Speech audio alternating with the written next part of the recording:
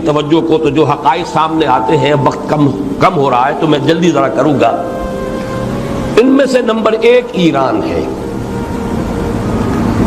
اگر ہم چلتے ہیں عرب سے مشرق کی طرف تو ایران ایک اعتبار سے یہ بازی لے گیا ہے پورے عالم اسلام پر۔ ان کے مذہبی عقائد، ان کی فقہ سے ہمیں جو اختلاف ہے وہ ہے اپنی جگہ پر ہے، آپ کو معلوم ہے، میرے بارے میں کسی کو اشتباہ نہیں ہو سکتا اس اعتبار سے۔ ایسی مزید ویڈیو کے لیے ہمارے چینل روشنی کتاب کو سبسکرائب کیجیے۔ میری جس درجے دشمنی رکھی گئی ہے، جس طرح میرے سر کا جو ہے مطالبہ ہوتا تھا، 2 ہی آدمی تھے پاکستان میں کہ جن کے سر مانگے گئے، ایک کراچی کے وہ شاہ بلیغ الدین صاحب اور ایک نے، تو اس حوالے سے وہ اپنی جگہ پر اختلاف ہے، لیکن اس حقیقت کا اعتراف کیے بغیر نہیں رہا جا سکتا، پورے عالم اسلام میں یہ واحد مسلمان ملک ہے جس نے بہرحال اپنی شریعت، اپنے عقائد کے مطابق ایک مذہبی انقلاب برپا کیا ہے، اور پورے عالم اسلام میں مذہبی سطح پر، حکومت کی سطح پر فنڈامنٹلسٹ صرف ایک ملک ہے، یا دوسرا جو ہے تھوڑا سا وہ ہے سوڈان، لیکن اس کی اہمیت اس لیے نہیں کہ وہ کسی عوامی انقلاب سے نہیں بنا، بلکہ وہ تو ایک فوجی انقلاب سے شکل بنی ہے جو بھی بنی ہے۔ اللہ کرے اس میں استقامت ہو، اس سے یقینی کوئی نتیجہ برآمد ہو جائے، خبریں بھی اچھی آ رہی ہیں، لیکن میں تو دنیا کا جو پرسپیکٹو ہے اس کے حوالے سے عرض کر رہا ہوں کہ اس پہلو سے ایران ان کا ٹارگٹ ہے، ٹارگٹ نمبر 1 ایک خاص اعتبار سے۔ ٹارگٹ نمبر 1 ایک دوسرے اعتبار سے ہم ہے، وہ میں بعد میں عرض کروں گا۔ چونکہ حکومت کی سطح پر فنڈامنٹلزم ہے اور وہ آیا ہے ایک عوامی انقلاب کے نتیجے میں، پھر ان کے پاس تیل کی دولت ہے، اس کے خلاف اکنامک سینکشنز بھی ہو جائیں تو اگر لیبیا کھڑا ہو سکتا ہے تو بہرحال وہ بھی کھڑا ہو سکتا ہے، اور نقشہ وہ دنیا کو دکھا چکا ہے کہ لڑا دے ممولے کو شہباز، یہ نقشہ بھی اس نے دکھا دیا ہے۔ یہ ہے ایران کا معاملہ۔ نمبر 2 پاکستان۔ پاکستان 400 برس کی تجدیدی مساعی کا امین ہے، امانت دار ہے۔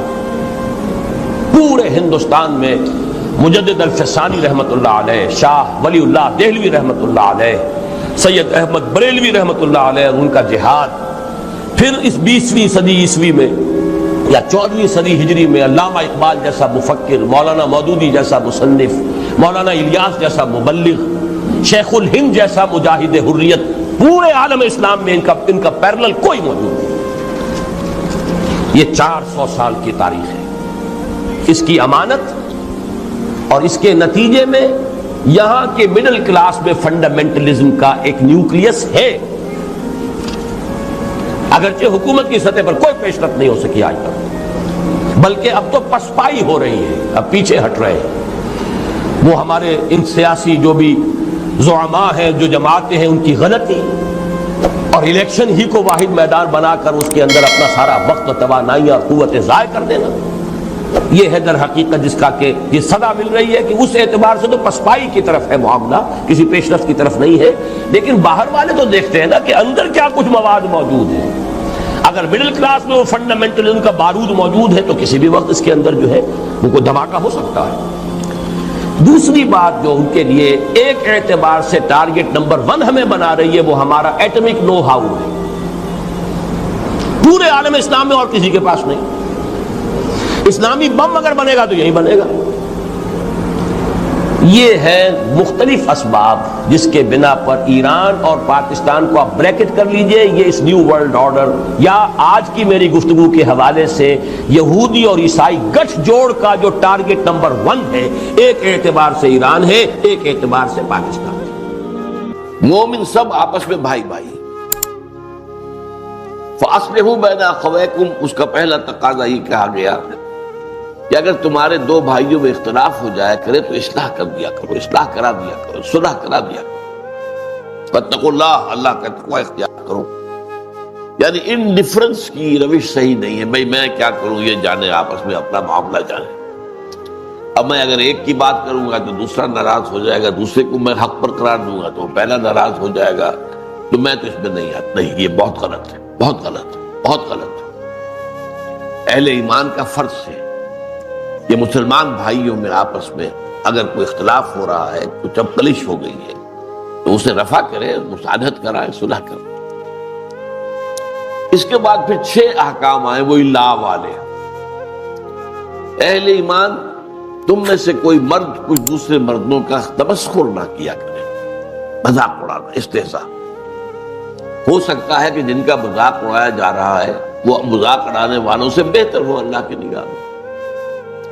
اب آپ نے کسی کا جسمانی عیب ہے اس پر مذاق اڑا دیا، یہ تو اللہ نے بنایا بھائی، اور کیا پتا کہ اس کے دل میں ایمان کتنا ہے، تمہارے اندر کتنا ہے، اللہ کی نگاہوں میں اس کا وزن زیادہ ہو.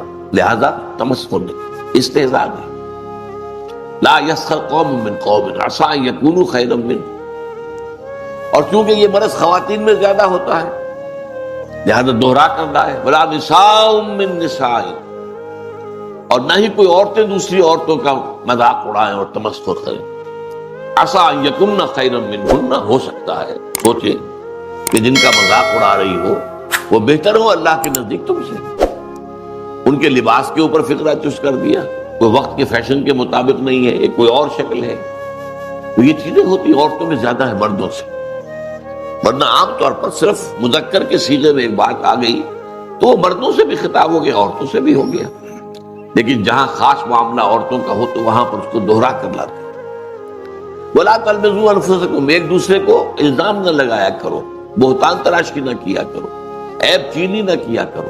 وَلَا تَلْمِزُوا أَنفُسَكُمْ وَلَا تَنَابَزُوا بِالْأَلْقَابِ، ایک دوسرے کے چڑھانے والے نام نہ رکھ لیا کرو.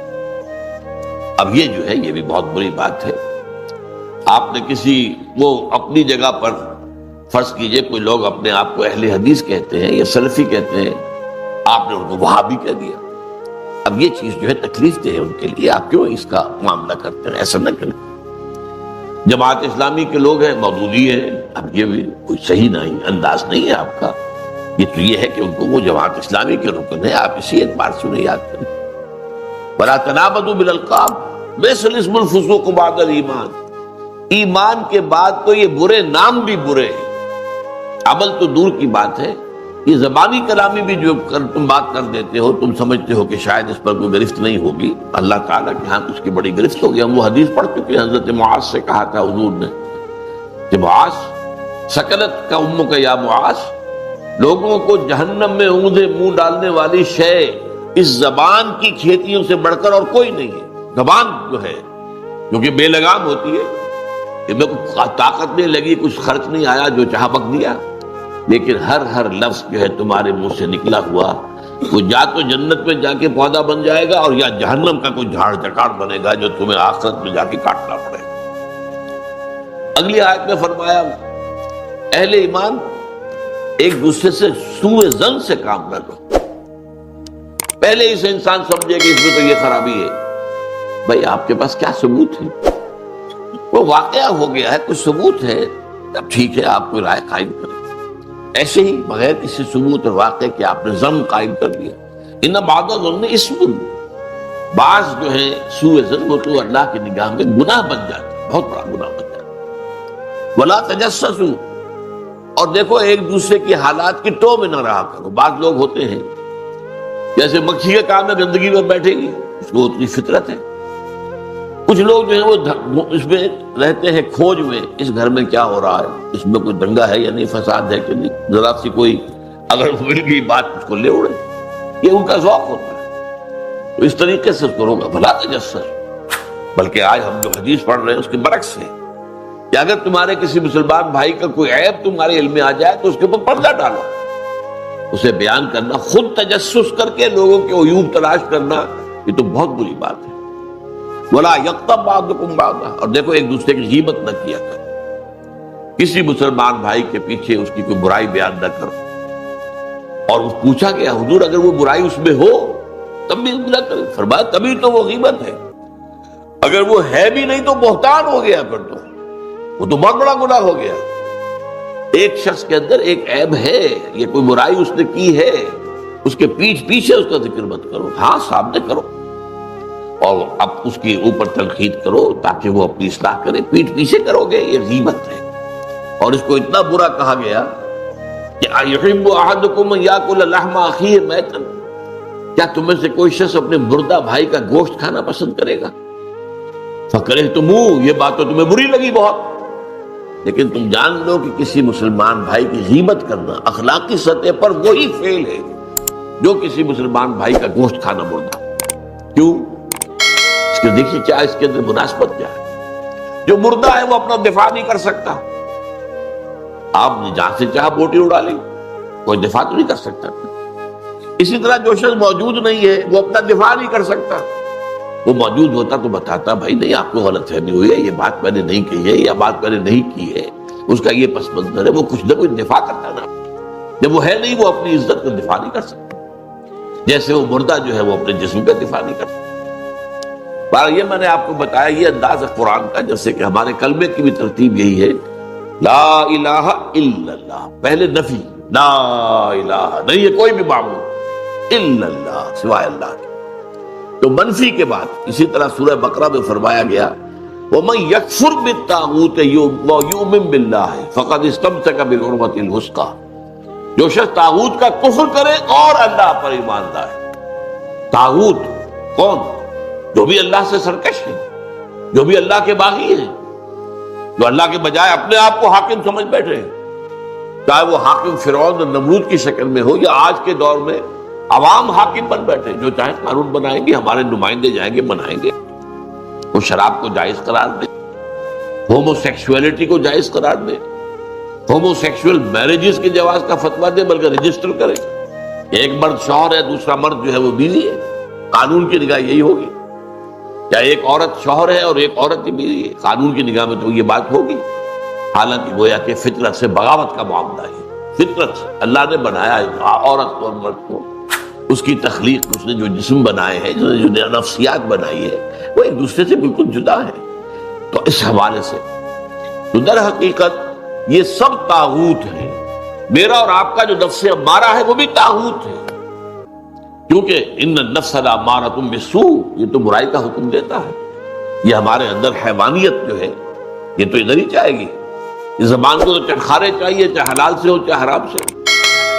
تمہیں تو دولت چاہیے، چاہے حلال سے آئے چاہے حرام سے آئے. نفس تو کہے گا لے لو، یہ رشوت پیش ہو رہی ہے بھائی، یہ بڑی ضرورت بھی ہے تمہیں، تمہارے وہ بچے کی فیس نہیں گئی ہے ابھی، اب یہ ہے لے لو، کیا حرج ہے. اور پھر یہ کہ وہ سبھی لیتے، وہ تمہیں تو نہیں. تو یہ سارے جو ہے ہیلے جو ہے وہ نفس سکھاتا ہے انسان، تو وہ بھی طاغوت ہے.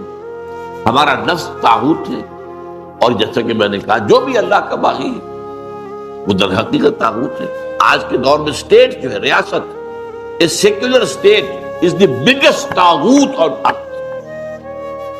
سیکولر کے معنی کیا ہے؟ ہمارا کسی مذہب سے، کسی آسمانی ہدایت سے، کسی آسمانی شریعت سے، کسی آسمانی وحی سے کوئی تعلق نہیں. ہاں یہ صرف انفرادی طور پر آپ شریعت محمدی کا انفرادی پیروی اس پر عمل کر سکتے. ہندو جو ہے وہ منو سمرتی، اگر ان کا کوئی قانون ہے وہ اپنی انفرادی زندگی میں کرے. اجتماعی زندگی میں کسی مذہب کا کوئی معاملہ نہیں، کوئی دلیل نہیں ہے کہ صاحب قرآن میں یہ لکھا ہے. قرآن میں لکھا رہے، پڑھ لیا کرو، تلاوت کر لیا کرو. یہاں جو ہے ہمارا نظام سیکولر ہے، اس میں مذہب سے کوئی تعلق نہیں. یہ سب سے بڑا تعلق ہے. تو اس اعتبار سے قرآن کہتا ہے وَمَن يَكْفُرْ بِالطَّاغُوتِ وَيُؤْمِن بِاللَّهِ. پہلے طاغوت کا کفر کرنا لازمی، لا الہ، اور پھر الا اللہ ہے. تو پہلے طاغوت کا انکار اور کفر اور اس سے بغاوت، اور پھر اللہ پر ایمان. تو جیسا کہ میں نے دیکھا پچھلی حدیث میں تو وہ منفی پہلو آیا تھا، اب آج یہ ہے جو اس کا مثبت پہلو ہے. فرمایا یہ حضرت ابو ہریرہ نے روایت کیا ہے رضی اللہ تعالیٰ عنہ، اور مسلم شریف میں، صحیح مسلم میں موجود ہے.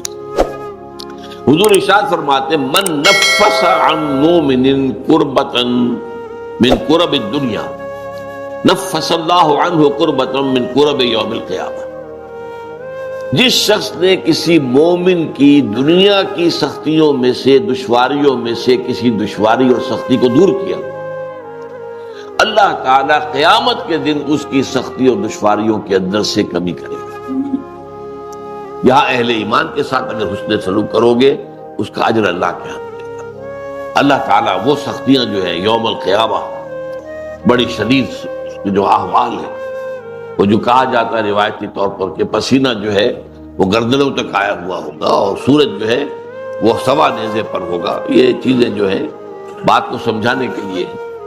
بہرحال اس وقت کی سختیوں کو اللہ تعالیٰ جو ہے آسان کر دے گا اپنے اس بندے کے لیے جو مسلمان بھائی کی جس نے کسی سختی کو اور کسی تنگی کو اور کسی مشکل کو رفع کیا ہو۔ وَمَنْ يَسَّرَ عَلَى مُعْسِرٍ يَسَّرَهُ اللَّهُ عَلَيْهِ فِي الدُّنْيَا وَالْآخِرَةِ، اور جس نے آسانی پیدا کی کسی ایسے شخص پر، کسی ایسے مسلمان پر جو کسی مشکل میں ہے، تنگی میں ہے، مصیبت میں ہے، تنگ دستی بھی ہو سکتی ہے، تو اگر آپ کے اختیار میں ہے کہ آپ اس کی اس جو ہے تکلیف کے اندر آپ کمی کر سکیں اور اس کے لیے آسانی کا راستہ پیدا کر دیں، یا مثلاً آپ نے کسی کو قرض دیا تھا اور قرض کی ادائیگی کا وقت آ گیا، اس نے کہا تھا 2 سال کے بعد میں دے دوں گا واپس، اب اس کی پوزیشن نہیں ہے، وہ کسی ایسی حالت کے اندر ہے کہ ادا نہیں کر سکتا، تب آپ آسانی کریں، یہ نہ ہو کہ اس کے سر پر سوار ہو جائے، بلکہ یہ کہ آسانی کر دیں۔ قرآن مجید میں تو جہاں سود کی حرمت کا حکم آیا وہاں یہ بھی آیا ہے وَإِن تَعْفُوا خَيْرٌ لَكُمْ۔ دیکھو، اگر ایک تو یہ کہ تمہارا مقروض جو ہے اگر نہیں دے سکتا تو اس کے لیے مہلت بڑھا دو، کوئی حرج نہیں، اور اگر معافی کر دو تو یہ سب سے بہتر ہے۔ آخر تمہارا مسلمان بھائی ہے، اس نے تم سے قرض لیا تھا، اور قرض ظاہر بات ہے آدمی دیتا ہے اپنی اضافی جو دولت ہے، جو بھی اس کے پاس بچت ہے اسی میں سے دے گا، اور وہ جو ہے اس کے بارے میں تو یہاں تک فرمایا سورہ بقرہ میں یسألونک ماذا ينفقون قل العفو، اے نبی یہ آپ سے پوچھتے ہیں کتنا خرچ کریں ہم اللہ کی راہ میں، انفقوا انفقوا انفقوا انفقوا، تکرار تو بہت ہو، کتنا؟ فرمایا جو بھی تمہاری ضرورت سے زائدہ دے دو، لیکن یہ روحانی تقاضا ہے، یہ قانونی تقاضا نہیں ہے۔ قانونی تقاضا بعض لوگوں نے اس کو قانونی بنا دیا اور اس رائے پر پہنچ گیا، ان میں حضرت ابو ذر غفاری رضی اللہ تعالیٰ عنہ جیسے جلیل القدر صحابی بھی تھے، کہ کوئی سونا چاندی اپنے پاس رکھنا مطلقاً حرام نہیں، یہ ان کے اندر چونکہ انتہائی زہد تھا تو اس کا یہ مظاہرہ ہوا، لیکن یہ ہے کہ یہ ہے آپ نے جو کوئی دولت آپ کے پاس تھی آپ نے اس میں زکوٰۃ ادا کر دی، باقی آپ کا ہے، آپ اپنے پاس رکھ سکتے ہیں، اور وہ آپ کی اولاد کو منتقل ہو سکتا ہے۔ وراثت کا قانون آخر کب کیسے لاگو ہوگا؟ اگر اپنے پاس کچھ رکھنا ہی نہیں ہے تو وراثت کس کی ہوگی؟ تو قانون کا معاملہ اور ہے، میرا اس پر کتاب چاہے بہت اہم اسلام کا معاشی نظام، کہ وہ 2 نظام ہے اسلام کے معاشی، ایک ہے روحانی لیول کے اوپر، احسانی لیول کے اوپر، ایک ہے قانونی لیول کے اوپر۔ قانونی لیول پر آپ نے جو کمایا حلال سے کمایا، حرام سے نہیں کمایا، اور اگر ایک وہ آگے بڑھ گیا نصاب سے تو زکوٰۃ دے دی، اب قانونی طور پر باقی تمہارا ہے۔ روحانی کیا ہے کہ اس کو بھی اللہ کے راستے میں دے دو، یسألونک ماذا ينفقون قل العفو۔ تو اگر تمہارا کوئی مقروض ہے اور وہ سختی میں ہے، ادا نہیں کر سکتا، تو پہلی بات تو یہ کہ اسے مہلت دے دو، آسانی کر دو۔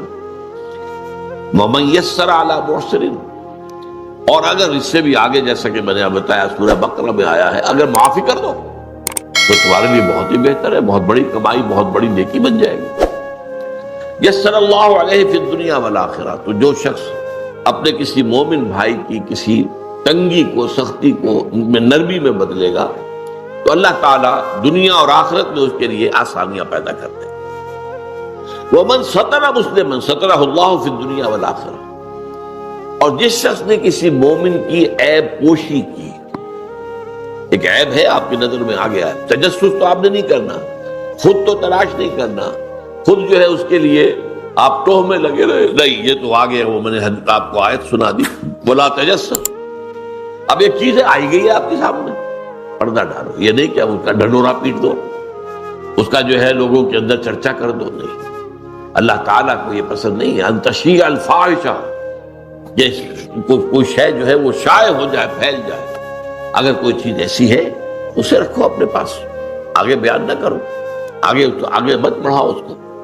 وَمَنْ سَتَرَ مُسْلِمًا سَتَرَهُ اللَّهُ فِي الدُّنْيَا وَالْآخِرَةِ، جو کسی مسلمان کی ستر پوشی کرے گا، عیب پوشی کرے گا، اللہ تعالیٰ اس کے عیوب پر پردہ ڈالے گا آخرت کے اندر، دنیا میں بھی آخرت میں بھی۔ دنیا میں بھی اللہ تعالیٰ نقد سب یہ جگہ بدلہ دے گا، آخر تمہارے اندر بھی تو کوئی عیب ہے نا، بے عیب تو ذات اللہ کی ہے، کون ہے جس میں کوئی خطا نہیں ہے، کوئی کمی نہیں ہے؟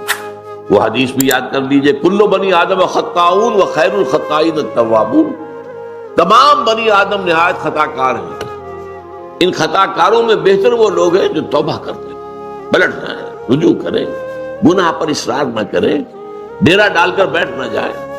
جیسے مثال میں دیا کرتا ہوں، اگر کہیں بارش ہوئی ہوئی ہے، کیچڑ ہے، آپ جا رہے ہیں تو آپ کا پاؤں جو ہے پھسلا، آپ گر گئے تو پڑے تو نہیں رہتے نا وہاں، فوراً اٹھتے. تو جو لوگ بھی اس طریقے سے کہیں لغزش ہو گئی ہے نفس کی وجہ سے، کسی اور کوئی حالات جو ہے ماحول کے اثرات کے تحت آپ سے کوئی گناہ سرزد ہو گیا ہے، تو فوراً توبہ کرو اللہ کی طرف. اور اس پر سورہ نساء میں فرمایا ہے کہ اگر فوراً توبہ کرو گے تو اللہ تعالیٰ کے ذمے واجب ہے تمہاری توبہ کو قبول کرنا. انما التوبۃ علی اللہ للذین، ان لوگوں کے حق میں یعملون السوء بجہالۃ ثم یتوبون عن قریب، اگر بالکل جلدی فوری طور پر جو ہے جذبات کے رو میں ایک کام غلط میں کر بیٹھا ہے، اللہ معاف فرما، تو یہ چیز جو ہے اللہ تعالیٰ پہ معاف کرنے والا ہے. تو دنیا میں بھی تمہارے عیوب پر پردہ ڈالے گا اللہ، اور آخرت میں بھی. واللہ فی عون العبد ما کان العبد فی عون اخیہ.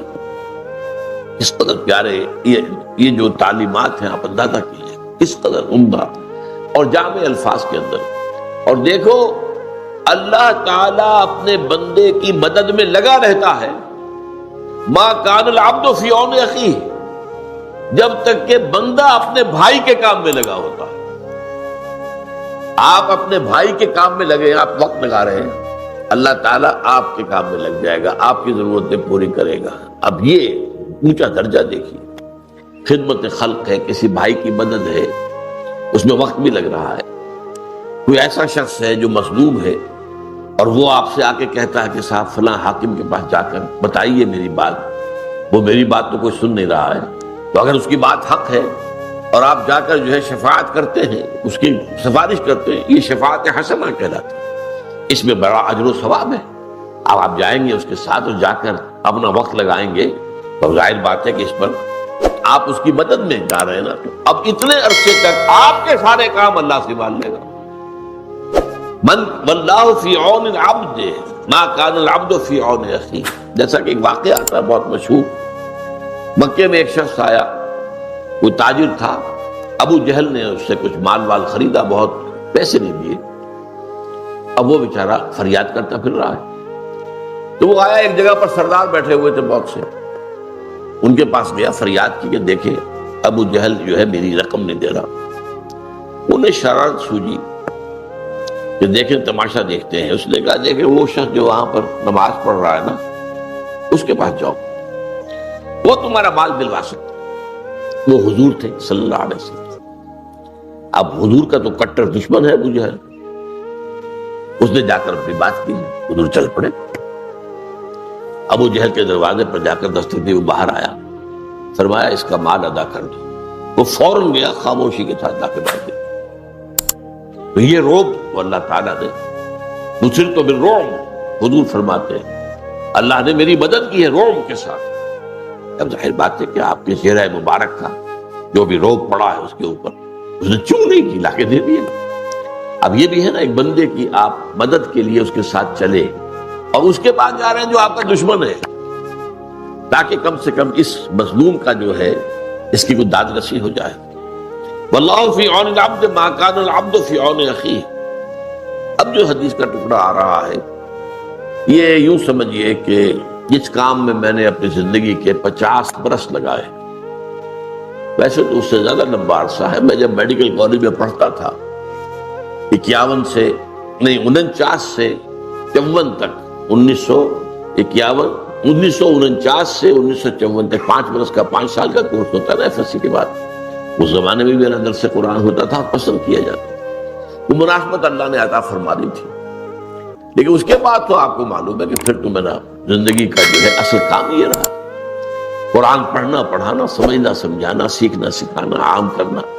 اللہ کا شکر ہے کہ بہت سے نوجوان ایسے تیار ہو گئے جو اسی انداز میں اب درس دے رہے ہیں اور وہ کام کر رہے ہیں. چراغ سے چراغ روشن ہوتا ہے، ایک اکیلے آدمی سے کیا ہوگا. لیکن یہ ہے کہ آگے اگر اس کام کو لے کر چلنے والے ہیں تو گویا کہ میری محنت سفل ہو رہی ہے. اب اس کے اعتبار سے یہ حدیث بہت اہم اس کام کے لیے. پہلی بات تو فرمائی وَمَنْ سَلَكَ طَرِيقًا يَلْتَمِسُ فِيهِ عِلْمًا. جس شخص نے کوئی راستہ طے کرنا شروع کیا جس سے اس کا مقصد حصول علم تھا، کہیں جا رہا ہے، جیسا کہ آپ کو معلوم ہے کہ اب جب حدیثیں جمع کی گئی ہیں تو اب کسی شخص کو محدث کو معلوم ہوا کہ فلاں بصرہ میں یا بغداد میں ایک ہے صاحب کہ جو اس حدیث کی روایت کرتے ہیں جس میں کہ روایت کی چین کم ہے، لمبا سفر کر کے گئے ہیں، جا کر کہا میں نے سنا ہے کہ آپ حضور کی حدیث روایت کرتے ہیں، جی ہاں یہ حدیث ہے، فوراً واپس، بس حدیث سنی اور واپس۔ ان کہا بھی نہیں میں ایک مقصد کے لیے آیا تھا اور میں اس مقصد میں کسی اور چیز کو شامل نہیں کرتا، خالصۃً لوجہ اللہ۔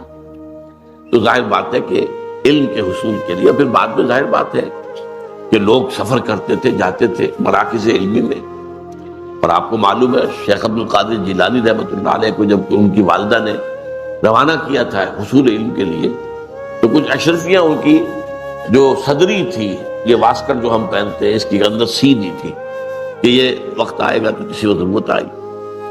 وہاں راستے میں ڈاکوؤں نے ڈاکہ ڈالا، ڈاکوؤں کا سردار ہر ایک سے پوچھا تمہارے پاس کیا ہے؟ اب ہم کہتے کچھ نہیں ہے، لیکن پھر تلاشی میں کچھ نکل آتا تھا۔ اس نوجوان سے پوچھا کہ اس نے کہا میرے 32 اشرفیاں ہیں۔ اب یہ حیران ہوا کہ یہ اس نے کیوں صاف کر دیا، کہاں ہے؟ ہمیں تو نظر نہیں آئی۔ اس نے کہا یہ سلی ہوئی جو ہے میری جیکٹ کھول کے دیکھ لو 30 اشرفی۔ اتنا اثر ہوا کہ وہ جو ہے تائب ہو گیا، وہ اشرفیہ بھی واپس کی، باقی بھی جن کا مال لوٹا تھا وہ واپس کیا، اور پھر اس کی زندگی جو ہے وہ نیکی کی۔ یہ چیز ہوتی یقیناً اس کے اندر جو ہے خیر ہوتا۔ تو من سلک طریقا یلتمس فیہ علما سہل اللہ لہ بہ طریقا الی الجنہ، جو شخص کوئی راستہ اختیار کرتا ہے، سفر اختیار کرتا ہے حصول علم کے لیے، اللہ تعالیٰ اس کی بدولت اس کے لیے جنت کا ایک راستہ آسان کر دیتا ہے۔ طلب علم کا سفر گویا کہ جنت کی طرف سفر ہے۔ وہ علم کون سا ہے؟ وہ ایک علم تو وہ ہے جو ہم سیکھنے امریکہ جاتے ہیں، فلانی انجینئرنگ پڑھنے جا رہے ہیں، اور یہ علم اور ہے، یہ فنون ہے، علم نہیں ہے، فن ہے۔ جیسے آپ کو معلوم ہے کہ ایک موچی بیٹھا ہوا اپنی وہ جوتی گانٹ رہا ہے اور کچھ پیسے مل جاتے ہیں اسے، یہ ایک فن ہے، ہر شخص تو نہیں گانٹ سکتا، یہ اس کے پاس ایک فن ہے۔ ایک ترخان ہے، اس کے پاس ایک فن ہے، آپ اس سے کام لیتے ہیں۔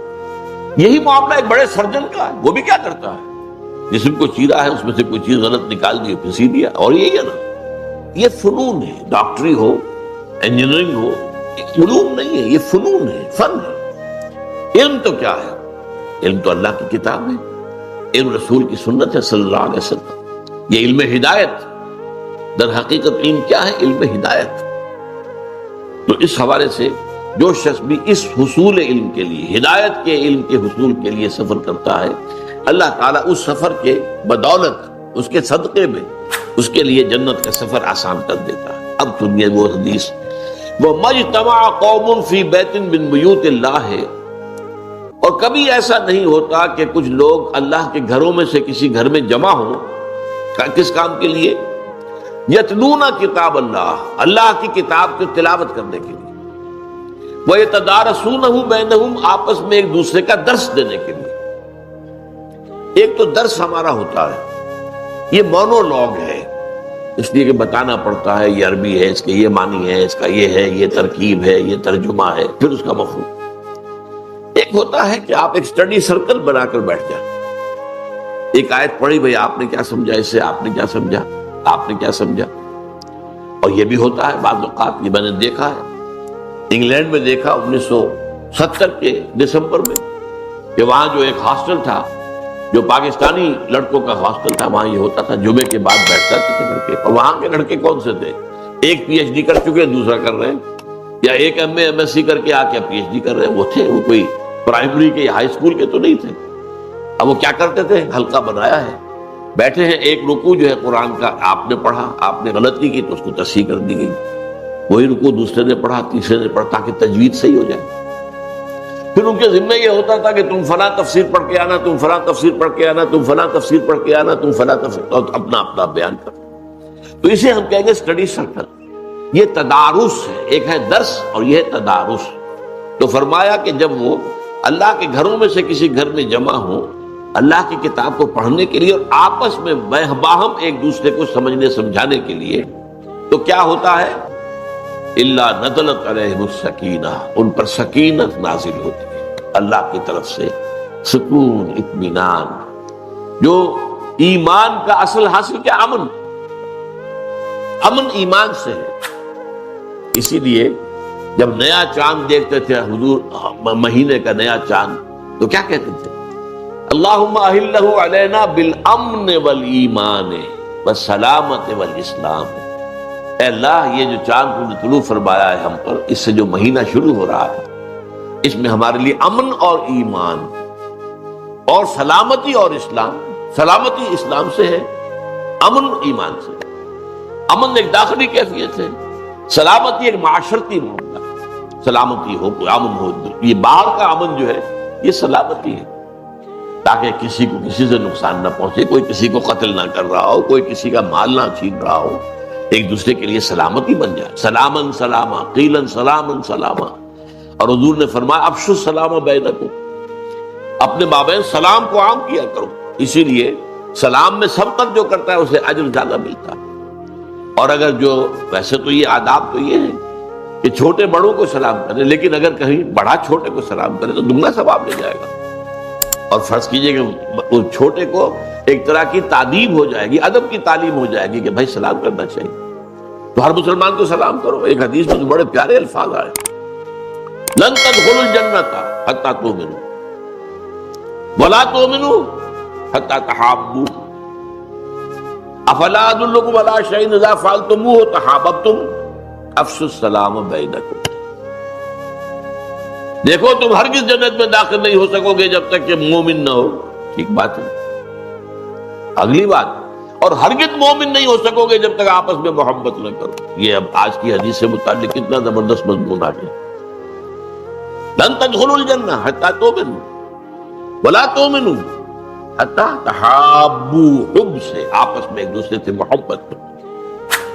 اور فرمایا افلا ادلکم علی شیء اذا فعلتموه تحاببتم، کیا میں تمہیں نہ بتاؤں، تمہاری رہنمائی نہ کرو اس چیز کی طرف کہ اگر تم اس پر عمل کرو تو آپس میں محبت پیدا ہو جائے. اور وہ چیز کیا ہے؟ افشوا السلام بینکم، اپنے درمیان سلام کو عام کرو، پھیلاؤ. قیلن سلامن سلاما، معاشرے کے اندر ہر طرف سے. اب دیکھیے یہ دنیا میں اور بھی ہیں، گڈ مارننگ، گڈ ایوننگ ہے وغیرہ وغیرہ، ہائی اور ہلو ہلو جو کرتے. اس میں بہترین جو ہے گریٹنگ السلام علیکم. اور اس کا جواب فرمایا گیا کہ تم جواب پلٹ کر دو تو زیادہ دو، اور نہیں تو کم سے کم اتنا جواب تو دے دو. بعض لوگ جو ہیں وہ اپنے وہ تکبر میں سلام کیا کسی نے، بس سر ہلا دیا. یہ نہیں، یہ تکبر کیا نا. وعلیکم السلام یہ تو کم سے کم ضرور کہو، یہ تو قرض ہو گیا تم پر. اس نے تمہیں کہا السلام علیکم تو کم سے کم وعلیکم السلام تو کہو نا، بلکہ بہتر یہ کہ بڑھا کر دو. السلام علیکم ورحمۃ اللہ وبرکاتہ، یہ بڑھا کر دو. تو اس حوالے سے یہ سلام، مجتمع قوم فی بیت من بیوت اللہ یتلون کتاب اللہ ویتدارسونہ بینہم الا نزلت علیہم السکینہ، ان پر سکون، اطمینان کی کیفیت نازل ہوئی. وغشیتہم الرحمہ، اور رحمت خداوندی انہیں ڈھانپ لیتی ہے، سایہ کرتی ہے. رحمت خدا. میرا کلام پڑھ رہے ہیں، لہذا اللہ تعالیٰ کی رحمت جوش میں آتی ہے.